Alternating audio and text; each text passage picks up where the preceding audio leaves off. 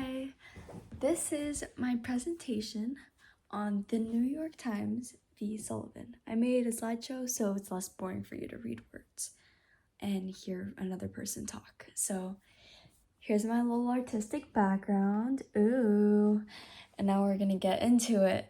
Are you ready? So this is my background. I'm gonna read it and then I'll show you. So, the New York Times v. Sullivan began in March 1960 after Martin Luther King's supporters published a fundraising appeal on the civil rights leader's behalf, which is Martin Luther. Starting at the beginning of this case, everything began when King was arrested on 2 different felony charges.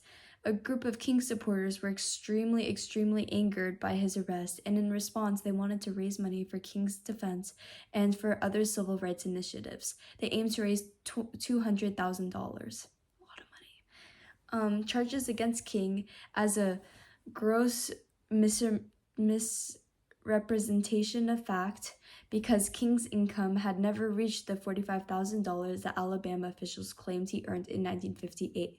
That's where the disagreement arose, and they thought it wasn't adding up. So that's all my thing. And then continuation, it's right here. The committee placed a full-page advertisement, the people that are supporting King, in the New York Times entitled Heed Their Rising Voices. The advertisement centered around King's arrest being politically motivated. The ad openly criticized the police department in the city of Montgomery, Alabama, for its treatment of civil rights protesters. Most of the descriptions in the ad were accurate, but some of the statements were false. L.B. Sullivan took offense from the article and sued the New York Times in Alabama court. He was a little heartbroken about it. So, during the trial in Alabama, Sullivan attempted to persuade the jury that the statements made in the ad were false and injurious to his reputation. The jury ruled in his favor. On appeal, the defendants argued that Sullivan's suit violated the First Amendment, but the Alabama court responded.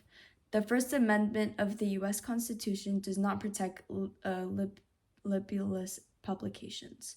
And then the Supreme Court of Alabama affirmed the lower court's decision on August 30th, 1962.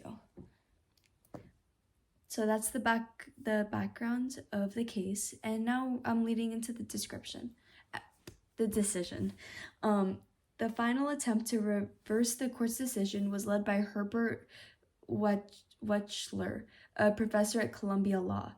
Wechsler's argument persuaded the U.S. Supreme Court to reverse the Alabama decisions. Sullivan's case lacked proof of actual malice, lacked evidence that the statements were of and concerning Sullivan, and did not produce with convincing clarity evidence that the statements were published with reckless disregard of whether it was true or false. On March 9, 1964, all charges were dropped against the defendant by the U.S. Supreme Court. So I know that was a lot of words, but I'm going to lead into why all of that is important. So now it's the effects of the case. The decision established the important principle that the First Amendment has no limitations. The First Amendment states the freedom of speech, press, religion, assembly, and petition. Centering this amendment into the framework of this case, it guarantees the freedom of speech and press may protect harsh words about a public official in order to debate government affairs, which was, in this case, Luther being arrested and the article being published.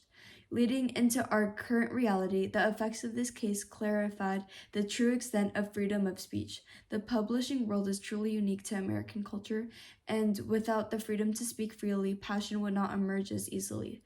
Passion is what drives others to take action, which is why it's so important to the economy today. And then significance is next.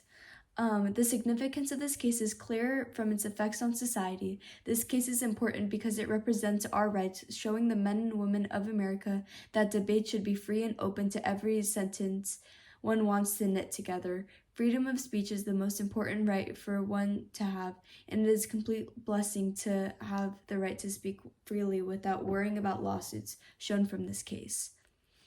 Personal rationale, my opinions. I believe that the Supreme Court made the right decision. At the end of the day, freedom of speech and press truly is our God-given right by being in America.